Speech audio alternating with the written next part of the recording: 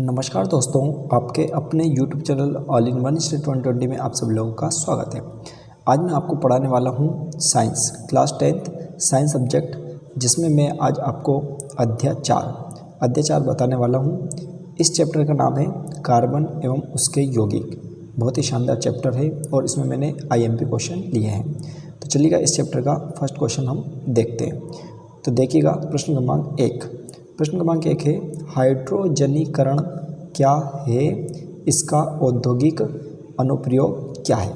यह क्वेश्चन आपका 2020 में पूछा गया था, अथवा यह क्वेश्चन इस टाइप से भी आ सकता है। देखिएगा क्या लिखा है, हाइड्रोजनीकरण अभिक्रिया क्या है, उदाहरण सहित लिखिए।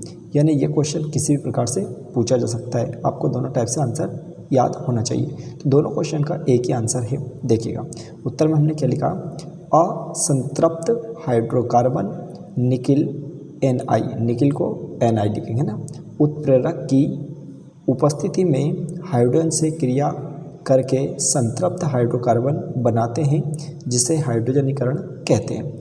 ये परिभाषा बहुत सरल है, लेकिन अभी जैसे मैंने पढ़ा है, हो सकता है आपको समझ में नहीं आया हो, तो कोई प्रॉब्लम नहीं, मैं डबल से आपको बता दूंगा। देखिए गौर से देखिएगा, असंतृप्त हाइड्रोकार्बन, जब हम असंतृप्त हाइड्रोकार्बन लेंगे तो हमारे पास बनेगा क्या, संतृप्त हाइड्रोकार्बन।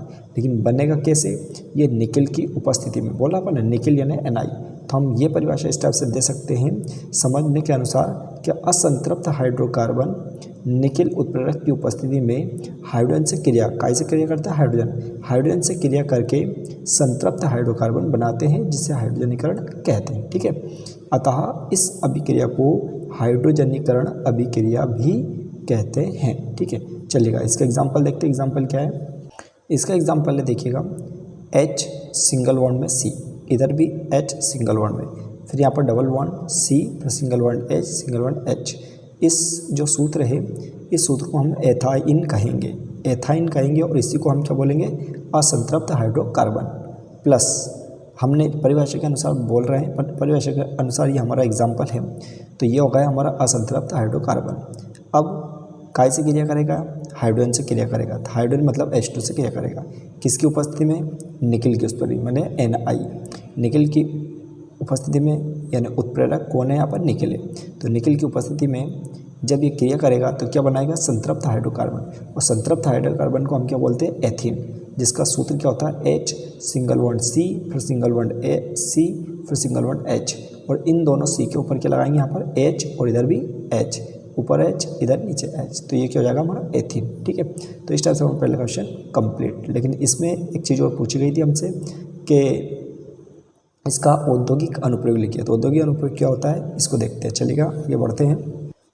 इसका औद्योगिक अनुप्रयोग है कि इस अभिक्रिया का औद्योगिक अनुप्रयोग निकिल यानी Ni, जो अपन पीछे पढ़ चुके हैं, उत्प्रेरक की उपस्थिति में वनस्पति तेलों की हाइड्रोजन से अभिक्रिया करा के वनस्पति घी बनाने में होता है। यानी कहने का मतलब ये, जो हाइड्रोजनीकरण जो अभिक्रिया है ना, इसका अनुप्रयोग या उपयोग किस प्रकार होता है, क्या बनाने में होता है, ये हमें अनुप्रयोग में लिखना है। तो हमने यहाँ पर डेफिनेशन के अनुसार बताया कि इस अभिक्रिया को औद्योगिक अनुप्रयोग निकिल उत्प्रेरक की उपस्थिति में, काय के उत्प्रेरक, निकिल उत्प्रेरक की उपस्थिति में वनस्पति तेलों को हाइड्रोजन से अभिक्रिया, यानी वनस्पति तेल जो होगा उसको काय से अभिक्रिया करेंगे, हाइड्रोजन से अभिक्रिया करा के वनस्पति घी बनाने में इसका उपयोग होता है, काय का, हाइड्रोजनीकरण का उपयोग होता है।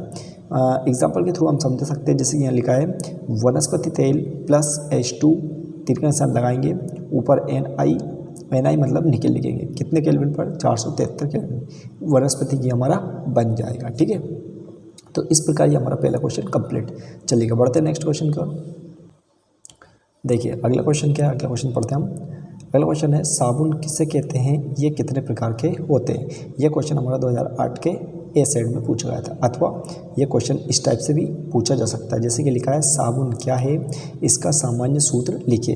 अथवा यह क्वेश्चन इस टाइप से भी पूछा गया था, किस टाइप से, कि जैसे साबुन किसे कहते हैं, दो सामान्य साबुन के नाम लिखिए। यह क्वेश्चन हमारा 2006 में पूछा गया था। ठीक है, तो चलिएगा इसका आंसर देखते हैं। आंसर क्या है हमारे पास, साबुन। सबसे पहले डालें साबुन क्या होता है, इसको हम बताएंगे।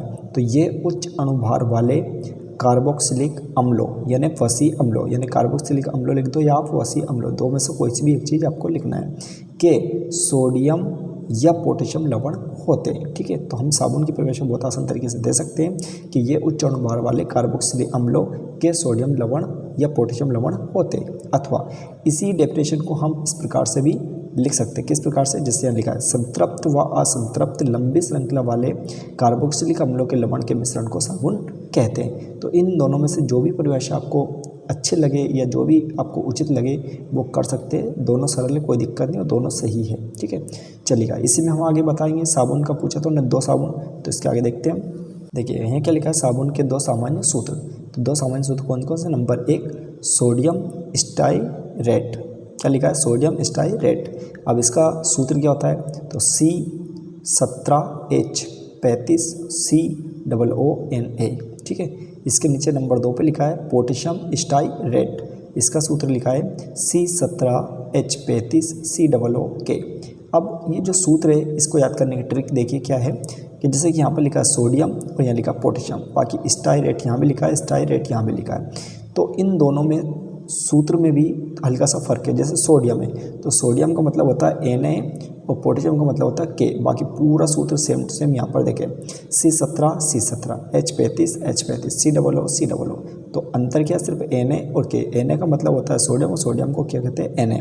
पोटेशियम का मतलब होता है K को हम क्या कहते हैं, पोटेशियम कहते हैं। ठीक है, इस प्रकार आप साबुन के दो सामान्य सूत्र लिख सकते हैं। ठीक है, चलिएगा बढ़ते आगे वापस से हेडिंग डाली हमने साबुन का सामान्य सूत्र, यानी जो अभी हमने सूत्र पढ़ाए हैं, यदि हो सकता है आपको अगर वो याद नहीं रहे तो आप चाहे तो ये भी लिख सकते हैं। ये साधारण तौर पे लिखा हुआ है, जैसे आर के यहाँ पर हम ले सकते हैं, जैसे कार्बन के कितने अणु लेना है या हाइड्रोजन के कितने अणु लेना है, वो चीज़ हम यहाँ पर लिख सकते हैं। इसके अंदर COONA मतलब वही सोडियम लिखना था, या करके फिर आर लिखा, आर का मतलब भी वही होता है, कार्बन के कितने अणु लेना है या हाइड्रोजन के कितने अणु लेना है, वो हम यहाँ पर लिख सकते हैं। फिर COOK, यानी कहने का मतलब ये है कि जो साबुन का जो सामान्य ये सूत्र है, सामान्य सूत्र मतलब इसके आधार पर हम सूत्र कोई सा भी लिख सकते हैं। जैसे हमने वहाँ पर लिखा था सोडियम स्टाइरेट और पोटेशियम स्टाइरेट, इस प्रकार हम यहाँ पर वो सूत्र लिख सकते हैं। ठीक है, चलिए बढ़ते आगे लिखा है साबुन मुख्यतः 3 प्रकार के होते हैं। 3 प्रकार कौन कौन से, नंबर 1 कठोर साबुन, नंबर 2 मृदु साबुन, नंबर 3 पारदर्शी साबुन, यानी इस प्रकार साबुन 3 प्रकार का होता है। ठीक है, चलिएगा बढ़ते आगे नेक्स्ट क्वेश्चन की ओर। चलो अगला क्वेश्चन आता है साबुन व अपमार्जक में अंतर लिखिए।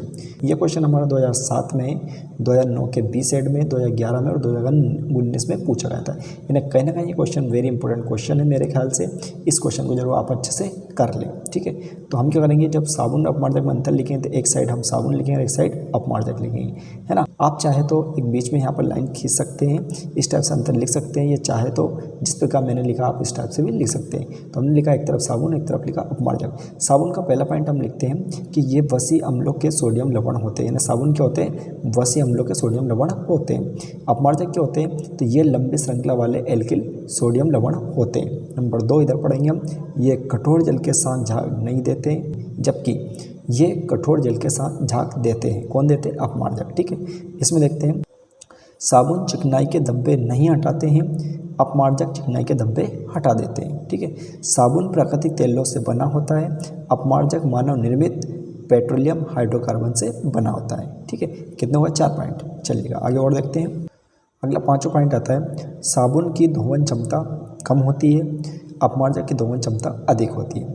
इसका 6 नंबर में हम उदाहरण लिख सकते हैं, जैसे लिखा है सोडियम स्टाइरेट, जिसका सूत्र हम पीछे पढ़ चुके हैं, ये सूत्र हम लिख सकते हैं। और इसका उदाहरण लिख सकते हैं सोडियम एल्काइल सल्फेट, जिसका सूत्र होता है CH3 कोष्टक CH2 होल कोष्टक 10 CH2SO4 minus charge Na plus charge. ठीक है, ये हम लिख सकते हैं। तो यहाँ पर मैंने 6 अंतर लिखे हुए हैं, लेकिन आपको 6 नहीं लिखना है। एग्ज़ाम में यदि आपसे 3 नंबर क्वेश्चन आता है तो आपको 3 पॉइंट लिखना है, यदि 4 नंबर का आता है 4 पॉइंट लिखना है, यदि 5 नंबर का आता है तो 5 पॉइंट लिखना है, बस।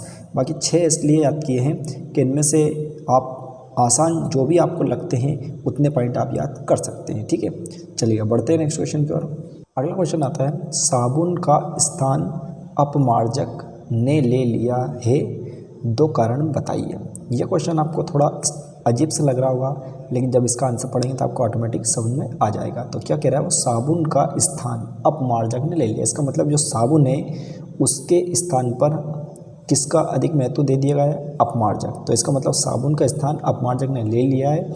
इसके दो कारण बताइए। ये क्वेश्चन आपका 2005 में पूछा गया था, अथवा ये क्वेश्चन इस टाइप से भी पूछा गया था, अपमार्जक क्या है, ये साबुन से उत्तम क्यों माने जाते हैं। और ये क्वेश्चन आपका 2009 के B.Sed में 2013 में पूछा गया था, अथवा ये क्वेश्चन इस टाइप से भी पूछा गया था,